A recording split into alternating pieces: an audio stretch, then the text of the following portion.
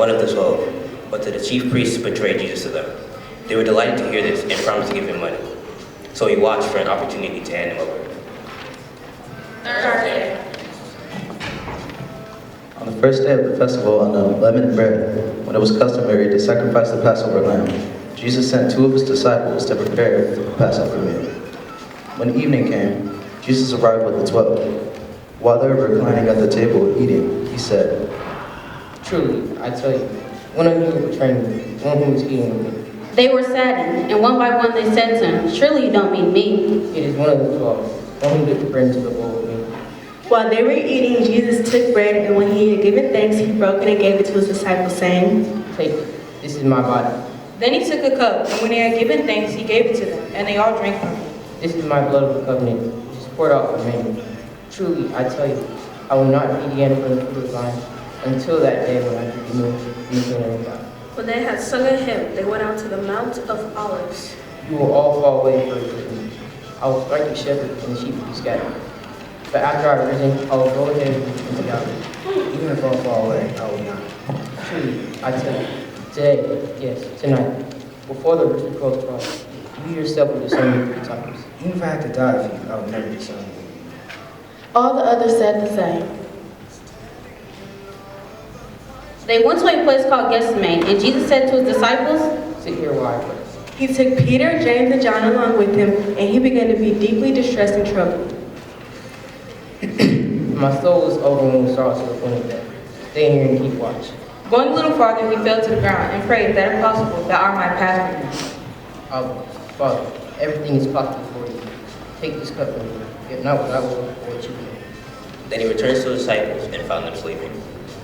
Simon Peter, are you asleep? Couldn't you keep watch for 1 hour? Watch and pray so that you will not fall into temptation. The spirit is willing, but the flesh is weak. Just as he was speaking, Judas, one of the 12, appeared. With him was a crowd armed with swords, clubs, sent from the chief priests, the teachers of law, and the elders. Now the betrayer has arranged a signal with them. "The one I kiss is the man. Arrest him and lead him away under God." Going at once to Jesus, Judas greeted and kissed him. Rabbi, The men seized Jesus and arrested him. They took Jesus to the high priest and all the chief priests, the elders, and the teachers of the law came together. Peter followed him at a distance right into the courtyard of the high priest. There he sat with the guards and warmed himself at the fire. The chief priests and the whole Sanhedrin were looking for evidence against Jesus so that they could put him to death, but they did not find it. Many testified falsely against him, but their statements did not agree. Then some stood up and gave this false testimony against him.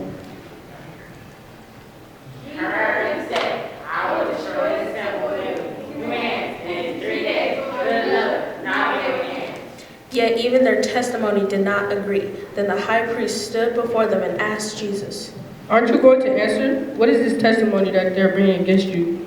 But Jesus remained silent and gave no answer. Again the high priest asked him, Are you the Messiah, the Son of the Blessed One? I am, and you will see the Son of Man sitting at the right hand of the Mighty One and coming on the clouds of heaven. The high priest tore his clothes. Why do we need any more witnesses? You have heard the blasphemy. What do you think? They all condemned him as worthy of death, and some began to spit at him. They blindfolded him, struck him with their fists, and said, Prophesy! And the guards took him and beat him. While Peter was below in the courtyard, one of the servant girls of the high priest came by. When she saw Peter warming himself, she looked closely at him. You also are with that Nazarene Jesus. I don't understand what you're talking about. He went out into the entryway. When the servant girl saw him there, she said again to those standing around, This fellow was one of them. Again he denied it. After a little while, those standing near said to Peter, Surely you are one of them, for you are a Galilean. He began to call down curses, and he swore to them. I don't know this man you're talking about. Immediately the rooster crowed the second time. Then Peter remembered the word Jesus had spoken to him. Before the rooster crows twice, you will disown me 3 times. And he broke down and wept. Friday. Very early in the morning, the chief priests with the elders, the teachers of the law, and the whole Sanhedrin made their plans. So they bound Jesus, led him away, and handed him over to Pilate. Are you the king of the Jews? You have said so.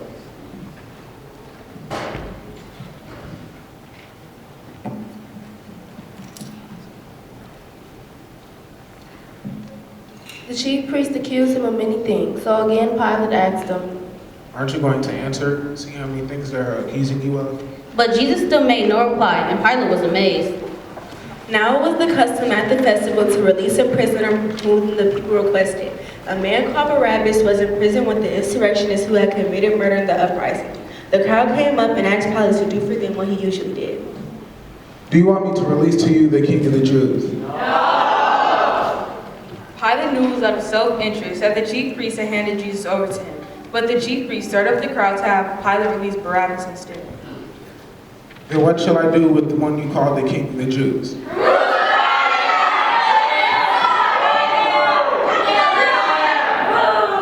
Why? What crime has he committed? But they shouted all the louder.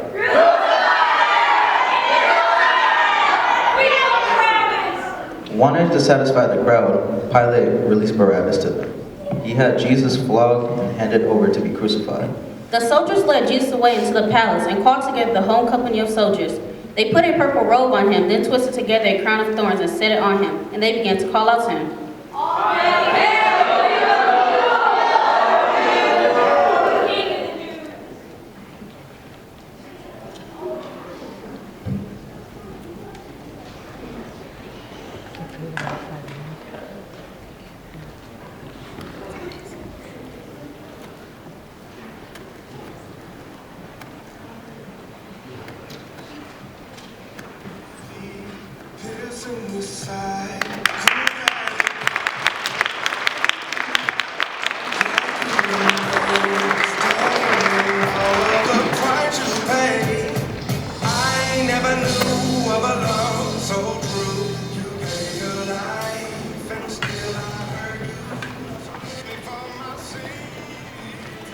Again and again, they struck him on the head with a staff and spit on him. Falling on their knees, they paid homage. And when they had mocked him, they took off the purple robe and put his own clothes on him. Then they led him out to crucify him. They brought Jesus to the place called Golgotha, which means the place of the skull, and they crucified him. Dividing up his clothes, they cast lots to see what each would get.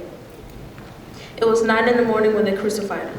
The written notice of the charge against him read, "The King of the Jews." They crucified 2 rebels with him, one on his right, one on his left. Those who passed by hurled insults at him, shaking their heads, saying, "Come down there already!"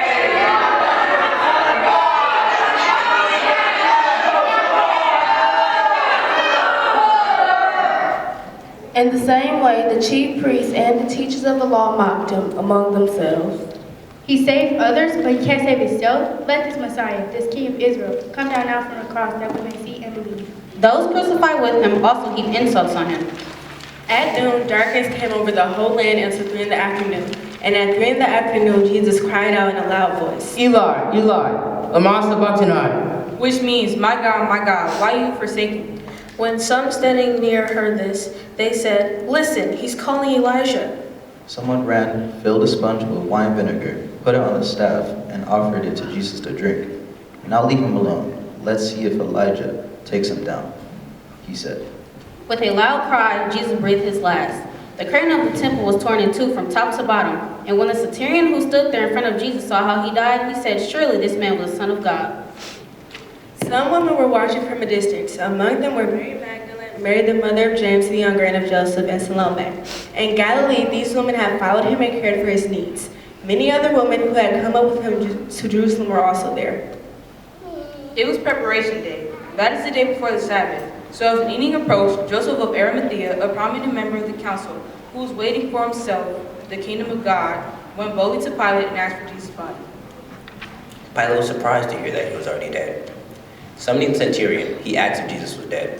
When he heard that it was so, he gave the body to Joseph.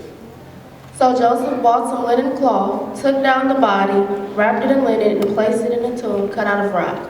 Then he rolled a stone against the entrance of the tomb. Mary Magdalene and Mary the mother of Joseph saw where he was laid. Sunday.